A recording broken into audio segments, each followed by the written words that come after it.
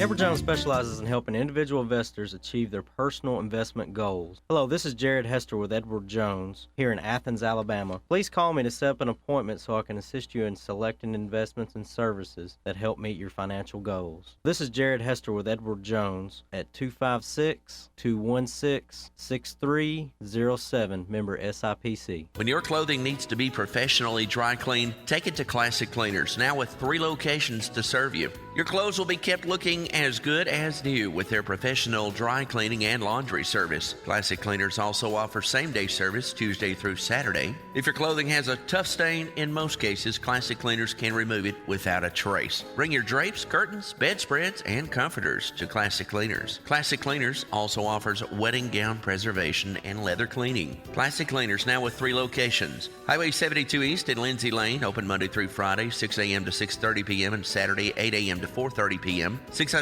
South Jefferson Street, open Monday through Friday, 6 a.m. to 6 p.m. and Saturday, 8 a.m. to 4 p.m. And now on Highway 72 West in Killen, open Monday through Friday, 6 a.m. to 6:30 p.m. and Saturday, 8 a.m. to 4:30 p.m.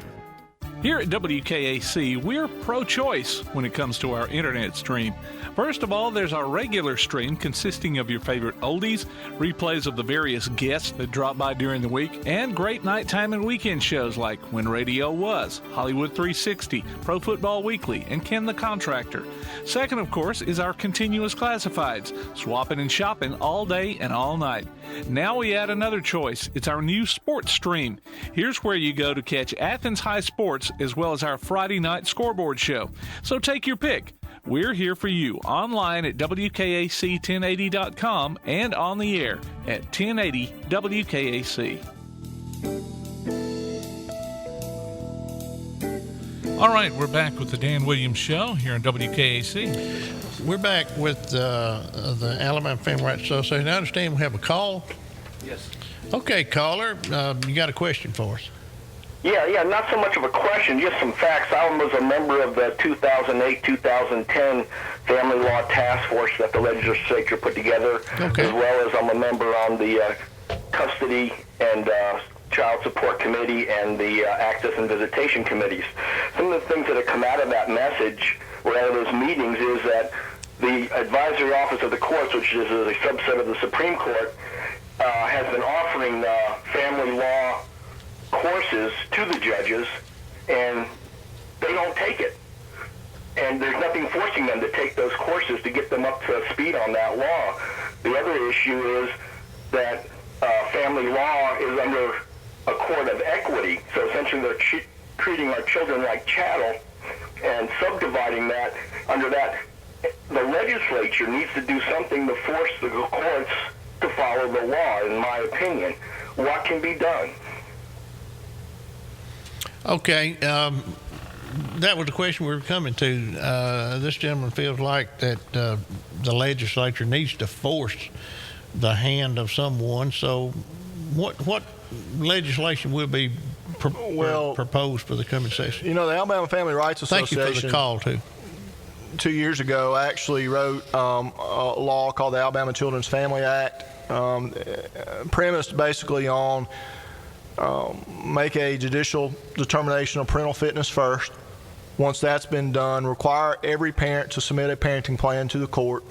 And it was a quite lengthy bill, and it had some ground the first year, but then it kind of weakened a little bit. So ALFRA is going to, this next legislative session, have another bill proposed that's going to be quite a bit shorter, more direct and to the point.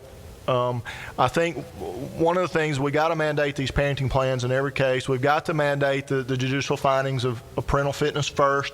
I think that's going to greatly reduce the caseloads in our courts and stop all these parents going there bickering over stuff that nobody really cares to hear about. You're saying if we determine the fit parent? Yeah, if we have a finding of parental fitness, parents are presumed fit, number one. Yeah. They're presumed to be fit, but if there are allegations of unfitness that can be proven by clear and convincing evidence, and a court makes a determination on that, then the court goes in and makes a decision over that of the parents. But absent there being that judicial finding, then the court should just defer to the parents and to the parenting plan. He should assume they are fit. Right. If there's no they need to presume that. And one of the things now about the joint custody law that's in place right now, and the Alabama Supreme Court in 2001 in a case called Ex parte Byers was actually asked to rule on what requiring parents joint custody. And basically the way the law is right now is that it's in a trial court's discretion to award any form of custody so long as that custody is in the child's best interest. And so we're going to have to tweak that, and we're going to have to modify that particular area of the language. And another thing, too, I think is really important is the courts need to list findings of fact in their orders to support their decisions, and they're not doing that right now. Yeah. So getting back to this thing with the legislature needs to force something. Now here's a problem I see. And I'm a member of the House, and I've got 104 colleagues in the House. Now Paul is luckier. He just has 34 colleagues, but all of them's got big egos. That's an inside joke there. But every piece of legislation that comes before the House, everybody's got a shot at it. And there's and Paul can attest to this. It's amazing how many amendments we can make to a piece of legislation. So my main concern when something comes that we need to force something to help the situation, and we get a simple bill, then when we vote on it, it may not be simple. That's a great concern I have. Well, a lot of this has to do with education. Yeah, it's educating, and we're our association is trying to meet with each legislator one-on-one and explain them the simple facts, details of things. Something I find kind of interesting, I know that I think someone had mentioned that our association appears to kind of have a low opinion of a lot of the people in the House and the Senate. And we really don't. It's out of frustration that these issues that we're talking about today has been an issue in Montgomery for the last 13 years. Yeah. And of course, I realize some of y'all just came on board and y'all don't know that. Yeah. But we've gone down there and beat our head against the wall. But it's a basic novel concept that they really shouldn't be that difficult. Well, it is, and I understand that. I understand a lot more now than I did even last year. And I have a young man that contacts me every day, and he doesn't have anything left, and he's got some pretty far out things. I could see where there's problem between him and his ex-spouse or whatever, but he's to the point that he's got to say the buck stops here or something, and of course I reckon everybody still says that's the government, and it may be, but I certainly want everybody to know that it is. It's difficult to get legislation passed. Paul can attest to that.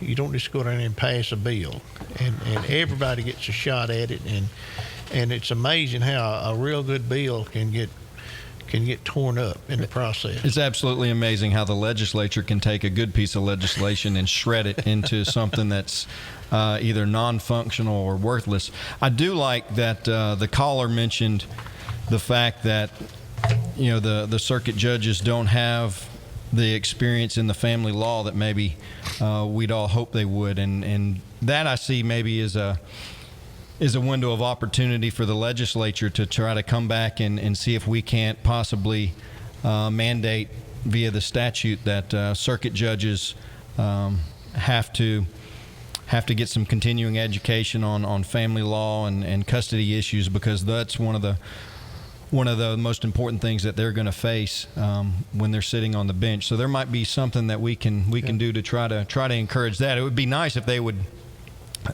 do that on their own. It's already offered, but they're not taking part in that. And I think when you hear that we're offering educational classes on a certain segment of the law that you're going to be ruling over, and then you hear that the judges are declining to do that, that makes me feel like there's a sense of arrogance that's going on inside the courtroom. It's like, we don't need to waste our time with getting that sort of education. I think we all realize that educating ourselves. It's a lifelong process, and there might be another angle. There might be a case that's come up and some situations that you need to educate yourself on. So I'd like to see them participate in that in a more active way. Yeah.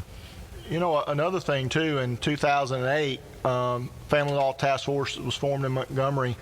It is not mandated in the state of Alabama for the attorneys or the judges to have any family law training. It's not required by the state. It's not required by the law schools. It's not required by the Bar Association. Now, I was going to ask Austin about this. Now, and another thing, Austin, before I ask you about that, you know, I sit by a lawyer in the legislature. He's a colleague. And there are many attorneys. It may be the most common occupation in the legislature. And there's some judges, or there has been, that had retired judges or whatever. So there's a possibility for bias in this. Yeah. What exactly was your question? You didn't end with a question. I reckon we were talking about the thing that there's a lot of these things available that Paul was talking about, and even the lawyers and the judges just, you know, you sort of sense some arrogance maybe at times, and I'm not accusing anybody of that, but that's very. I find it hard to believe that an attorney would be arrogant. I'm just kidding. No. Okay, nobody finds that hard to believe.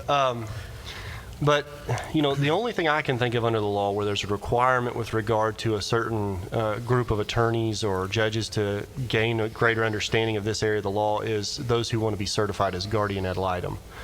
And that requirement is for 6 hours on their initial training and 2 hours every subsequent year to maintain that certification. Yeah. If the judges would go to that, that would help. But even that, frankly, is inadequate for a judge who's making the decisions. It's something that right now, with the level of discretion that's given to judges, it's an uncomfortable thing even to be a GAL and go into these cases and know that you're making decisions about a child and you're not that child's parent, you're not a psychologist, you're not trained in family psychology or children's psychology, and you're being asked to make a recommendation to the court. And the courts rely on that a great deal. But there's opportunities out there available, but there's no requirements, I guess, is the gist of it. Go ahead. Yeah, you know, I want to state one thing, too, that I have talked to judges throughout the state, and a lot of the times the things that I tell them, they appear to be utterly shocked by what I tell them, because many times you have attorneys that hide information from the judges, and the judges honestly don't know what's going on because the attorneys never present it. And on the opposite end of the spectrum of that, you'll have attorneys throughout the state say, well, there's home cooking going on, you know. Yeah. There's judges that are friends with attorneys, and they just do what those attorneys tell them to do without investigating it any further. But, you know, it's just a problem that needs to be educated. Okay, we're out of time, and I tell you what, before our next session starts, I would like to have another a show regarding this, maybe, and we'll know more about the type of legislation that's going to be proposed. But I'll leave it up to y'all to sort of.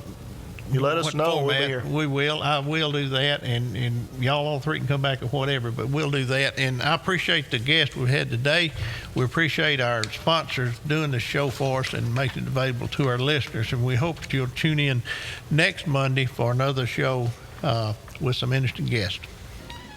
All right, and we'd like to thank our sponsors, Ken Hanna at Farmers Insurance, Witt's Barbecue, Jared Hester at Edward Jones, and Chick-fil-A. We'll see you again next Monday morning at 10 o'clock for another Dan Williams Show here on WKAC.